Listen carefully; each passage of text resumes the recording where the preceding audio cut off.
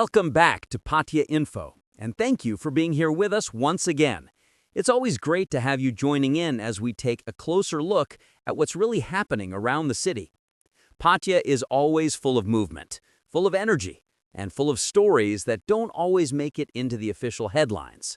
So today, we're diving into several updates that people are talking about, not just here in Thailand, but also among tourists and expats who keep a close eye on the city's daily life. Let's start with something many drivers have already begun to feel: changes on South Pattaya Road. Authorities have officially started enforcing an odd-even parking rule along a stretch of about 1.2 kilometers. This measure is meant to ease traffic congestion, especially during peak daytime hours when the road becomes almost impossible to move through. The rule sounds simple, but for many locals and tourists who aren't familiar with Thai traffic signs or language, it could easily cause confusion. Vehicles parked on the wrong side of the road on the wrong date will face a 500 baht fine and could even be clamped without warning. City officials, led by Mayor Paramet Angapichet, have made it clear that this enforcement is not just for show. They have already walked the area with traffic police and adjusted enforcement hours to be from 11 in the morning until 9 at night.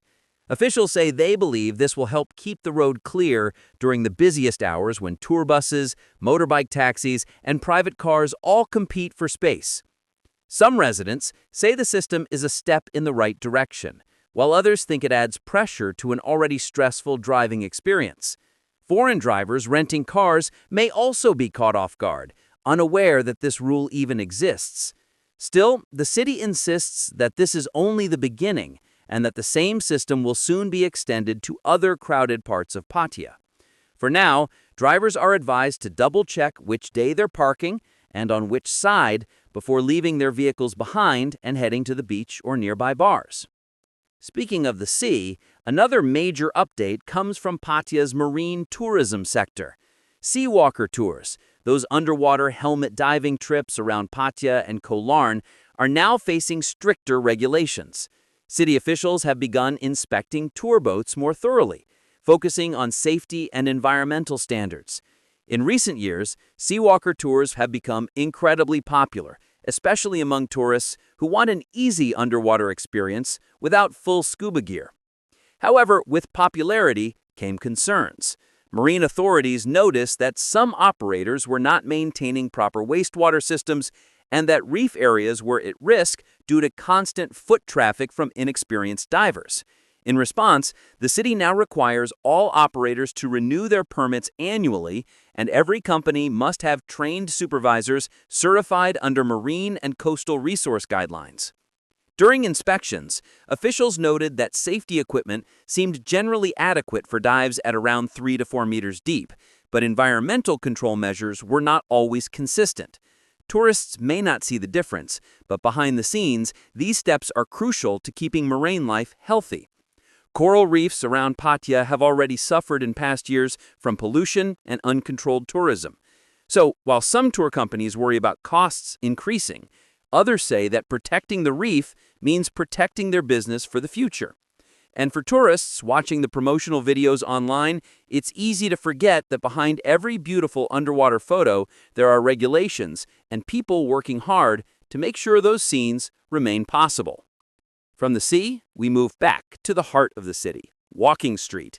Recently, Pattaya authorities carried out a sweeping operation to remove foreign flower sellers and beggars from the area. The move was officially described as a way to protect the city's tourism image and maintain order. But reactions from tourists have been mixed. Some visitors say the beggars are not aggressive and can simply be ignored. Others think removing them doesn't fix anything and only hides deeper social problems. Many people online pointed out that these flower sellers, often young Khmer nationals carrying roses late into the night, have been a familiar part of Pattaya's nightlife for years. Their presence became almost like a symbol of the early morning scene, especially outside clubs when tourists leave after a long night. Now, with their sudden disappearance, some visitors say Walking Street feels strangely empty, almost too sterile. There have even been suggestions that instead of completely removing these vendors, the city could guide them into selling useful items like travel essentials, soap, deodorant, or even emergency phone chargers, things tourists actually need at 2 a.m. Others say the city should focus more on protecting vulnerable children rather than just removing them from sight. The debate has sparked a wider question. Is Pattaya trying to clean up its image or simply push inconvenient realities into hidden corners? While authorities insist they are doing this to maintain order and safety, many tourists remain unconvinced, saying problems like corruption, scams, and random street violence need attention far more than a handful of flower sellers. And that brings us to another ongoing conversation, Pattaya's nightlife restrictions. If you've been out recently around South Pattaya, Soy Buakau, or the bar zones near Beach Road, you may have noticed something strange. Music cuts off suddenly, lights go down, and staff members rush to close everything even if the place is still full of customers. The current law forces many venues to stop operating at specific hours, and tourists are not happy about it. Some say the sudden silence feels awkward, like being pushed out of a party that isn't ready to end. Others have even said that if nightlife continues to be restricted this way, they might start choosing neighboring countries where closing times are more flexible. Bar owners explain that running a venue in Pattaya is not cheap. Rent, power bills, staff salaries, and unofficial payments all add up, and when they are told to close, even while full of paying customers, it directly cuts their income. A bar worker from South Pattaya recently said, "Our earnings depend on how long tourists stay. When we are forced to close early, our expenses don't shrink, only our income does." These comments highlight a growing tension between official regulations and Pattaya's global reputation as a nightlife capital. People come here expecting freedom, lights, and music that goes on until sunrise. That is part of the city's identity.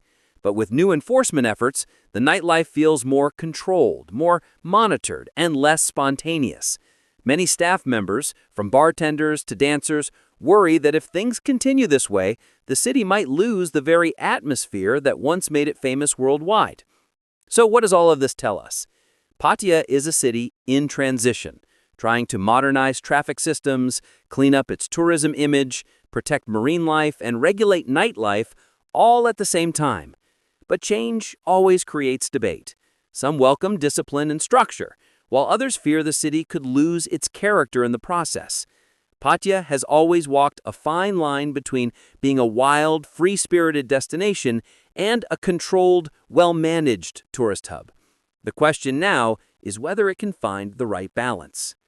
As always, we'll continue to follow these developments closely and bring you updates that aren't just headlines, but real stories about how life feels here on the streets of Pattaya, from the beach to Walking Street, from the coral reefs to the bar counters, and everywhere in between.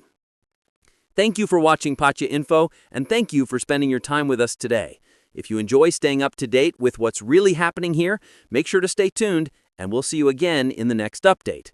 Until then, take care and enjoy your time in Pattaya.